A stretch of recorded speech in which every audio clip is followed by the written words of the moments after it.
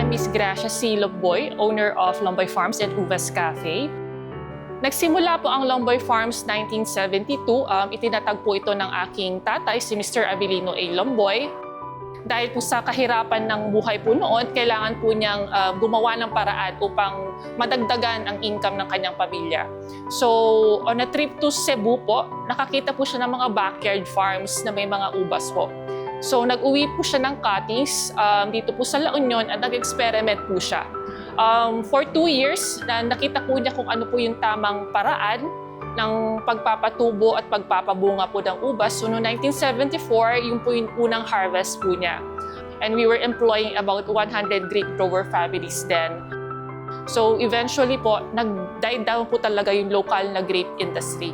So, for Lomboy Farms po, nag-diversify po kami to other fruit-producing products like guapos, mangoes, lahat na po yata na naranasan po namin. Pero hindi po namin binitawan ang pag-uubas po. Thankfully, with the support of different agencies, government agencies, ang ating pamahalaan po dito sa Bawang, probinsya po ng La Union, of course, and then the sudden sprout of social media and the internet, unti-unti pong nalalaman at nagkaroon po ulit ng awareness ang ating mga kababayan na meron pong isang grape industry po dito sa La Union po. Nagpapasalamat po kami sa patuloy na pagtutulong or pagsuporta po ng mga different government agencies at pamahalaan po dito sa amin para ma-promote po ang lokal na grape industry po.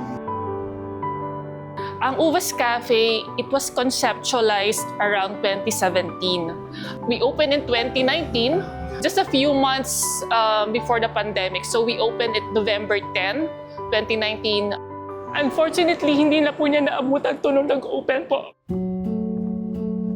He died in 2018, so ako na po yung nagtuloy. Napaka-memorable po ng Uvas Cafe. In memory of my father, my late father, is hailed as the grape king of the Philippines.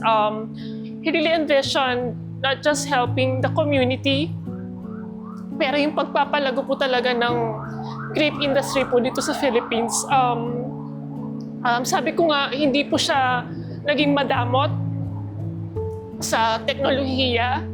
Naranasan din po kasi niya paano mabuhay ng mahirap. Kaya napaka-importante po sa kanya na makatulong po sa mga local na grape growers po. Kaya itong Uvas Cafe po, talagang inaalay po namin para sa aming amang si Mr. Abilino A. Lomboy po.